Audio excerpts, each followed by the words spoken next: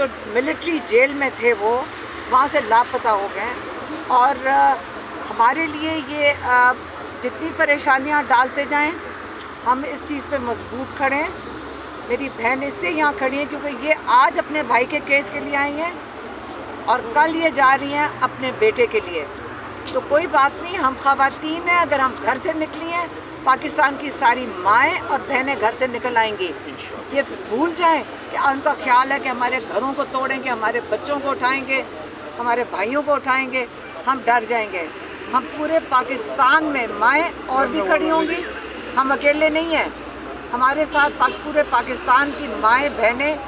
اگر ہم خواتین نکل آئی ہیں، ہم مردوں کو کہنا چاہتے ہیں آپ فکر نہ کریں، ہم آپ کے آگے کھڑے ہیں۔ اور سارے بچے سب کے لیے نکلیں گے، جتنے بھی جو ظلم ہیں، جتنے بھی ملٹری کورٹ میں اور بچے ہیں ان سب اور باقی جیلوں میں، اور جو ہم دیکھ کے آئے ہیں،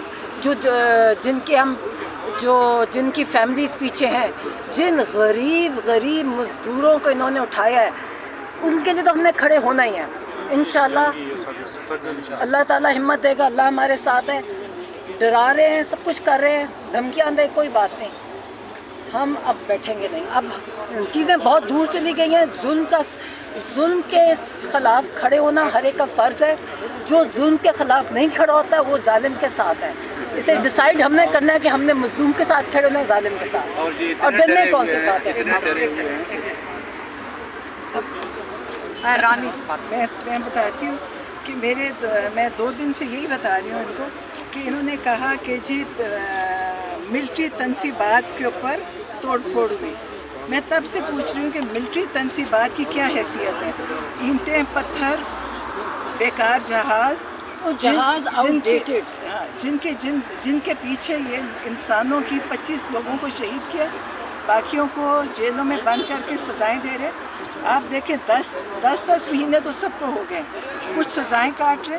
میرا حسان نیازی اگر گیا، جتنی دیر پکڑا نہیں گیا، میرے ڈرائیور اور خنسامے کو اٹھا لیا، ڈرائیور 10 مہینے جیل کاٹ کے آئے، اور ان کا ڈرائیور کاٹ کے کس چیز کی سزا کاٹ ہے؟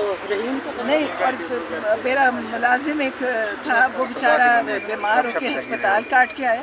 ان سے یہ پوچھے کہ یہ انہوں نے کسی سے معافی مانگی کہ ہم غلطی سے ہم نے لوگ اٹھا لیے، سب کے موبائل لے لیے، سب کے گھروں سے لیپ ٹاپس لے گئے، سب کے گھروں میں توڑ پھوڑ کی، چوریاں کی، چیزیں اٹھا کے لے گئے۔